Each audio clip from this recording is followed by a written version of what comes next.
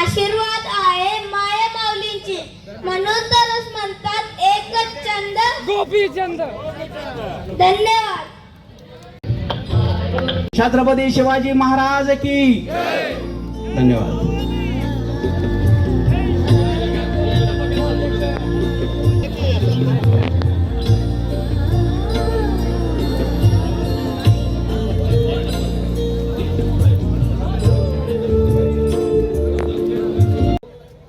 लाखो करोडो लोकांना त्या ठिकाणी पोहोचण्याचं काम करत असतो आणि जवान बाउंड्रीवरती आपल्या देशाचं संरक्षण करतो. हे खरं त्या ठिकाणी आपल्या युद्धाच्या काळामध्ये खऱ्या अर्थाने या भारत भूमीला दिला. त्याच पद्धतीने आज आपण बघतोय की आपल्या भारत देशावरच नाही, आणि म्हणून खऱ्या अर्थानं मोदीजींना मानलं पाहिजे. कारण मला आवर्जून तुम्हाला सांगायचं आहे, आता ती हॉर्मुझ नावाची जी समुद्र दुनिया आहे ती बंद पडली मध्ये महिनाभर. मग आपल्या एका देशाचं तेल थांबलं होतं का? नाही आहे. अनेक राष्ट्रांचं तेल तिथं थांबलं होतं. आता जे माननीय मोदी साहेब गेलेले आहेत तिथून समुद्राच्या खालून पाईपलाईन करून भारताचा कायमचा प्रश्न मिटवता येतोय का, याच्यावरती विचार सुरू आहे. जर मोदी साहेब समुद्राच्या खालून पाईपलाईन भारतात आणायचा विचार करत असतील तर त्यांना, ज्यांना ईश्वरपूर सांगली रस्ता करायची अक्कल नाही, त्यांनी मोदी साहेबांना सल्ला देण्याची आवश्यकता नाही. ज्यांना साधे खड्डे बुजवता आले नाहीत ते समुद्राच्या खाली कधी जाणार सांगा? जाऊ शकतात का सांगा? विहिरीत उडी मार म्हणलं तर मारायचं नाही, समुद्राच्या खाली कधी जाणार? त्यामुळे हे जे विषय आहेत, लोकांची माती भडकवण्याच्या दृष्टिकोनातून त्यांचा जो प्रयत्न सुरू आहे तो प्रयत्न आपल्या सगळ्यांना हाणून पाडायचा आहे. मसाल्याच्या बाबत पण आपण चांगलं आवाज द्या, तुमचा आवाज येऊ द्या. केलं पाहिजे की नाही केलं पाहिजे? आता हे बाजार मुंगे गावागावात फिरत आहेत आणि ते सांगतायत की आता हे देशाचं असं झालं, देशाचं तसं झालं. अरे जरा अक्कल पाहिजे. आम्ही तर एवढे काय यातले अर्थतज्ञ नाही आहे, परंतु जो 10 वेळा का 9 वेळा या राज्याचा अर्थमंत्री म्हणून अर्थसंकल्प मांडला आहे. आता मला कोणीतरी सांगितलं की भारतामध्ये लॉकडाऊन होईल असं स्टेटमेंट करतोय.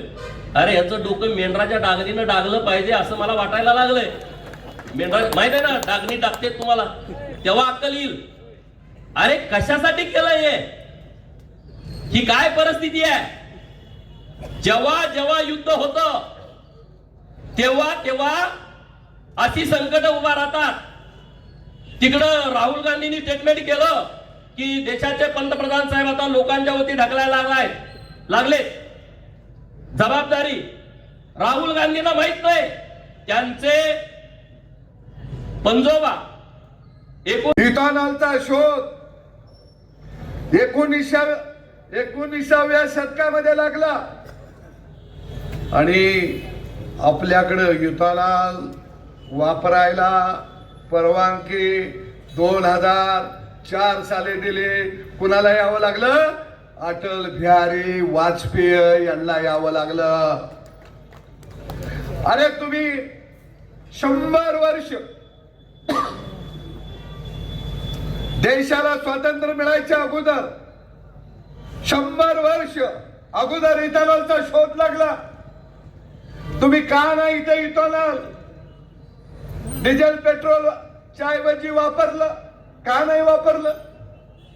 मोदी सरकार आल्यानंतर इथॉनॉल डिझेल पेट्रोल मध्ये 20% वापरायची परवानगी 2014 ला दिली. त्याच्यासाठी या देशाचा पंतप्रधान मोदींना व्हावं लागला. अरे तुम्ही जर आम्हाला इथॉनॉल जर वापरायला त्यावेळी परवानगी दिली असती तर आज सगळ्या गाड्या इथॉनॉल वरती चालल्या असत्या, सगळे इंजन इथॉनॉल वरचे निघाले असते. हे पाप कुणाचं? हे पाप खऱ्या अर्थानं काँग्रेसचा आहे. पण त्या पापाचं खपार कुणावर? मोदीवर. अरे मोदीनं काय केलं?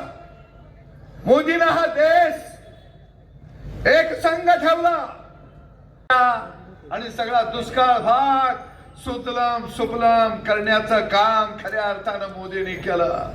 आणि म्हणून मोदींनी काय दिलं ह्याच्यापेक्षा काँग्रेस समर्पित आघाडीला मी विचारतो की अरे बाबा, जे मोदीने आवाहन केलं सोनं खरेदी करू नका, डिझेल पेट्रोलचा जपून वापर करा, खाद्यतेलाचा जपून वापर करा, इलेक्ट्रिक वाहनं वापरा.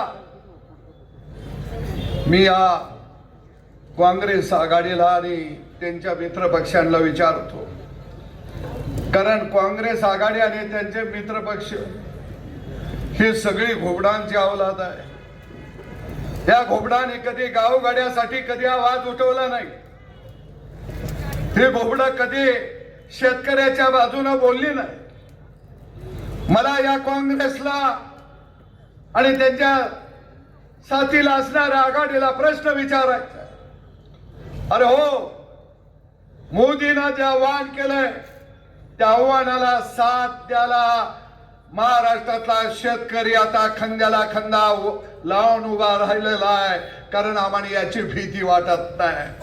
आम्हाला गावगाड्याला याची भीती वाटत नाही. आम्हाला सोन्याची गरज नाही. आम्हाला डिझेल पेट्रोलची गरज नाही. बस आमच्या ट्रॅक्टरला दिलं डिझेल पेट्रोल, आमची शेती सुरू झाली तर आम्ही सगळ्या जगाला खाऊ पिऊ घालतो. अरे आम्हाला याची चिंता नाही. आम्हाला कुठं इंडियामध्ये परदेशामध्ये गावगाड्याला फिरायला जायचं नाही. चिंता कुणाला लागली या? आई खाऊनला लागली या? चिंता कुणाला लागली या? ज्यांना सत्ता मिळत नाही त्यांना सत्तेचे घोळे लागलेले आहेत. अरे परदेशामध्ये तुम्हाला फिरायची चिंता असेल तर या जून मध्ये आमच्या शेतावर पेरणी करायला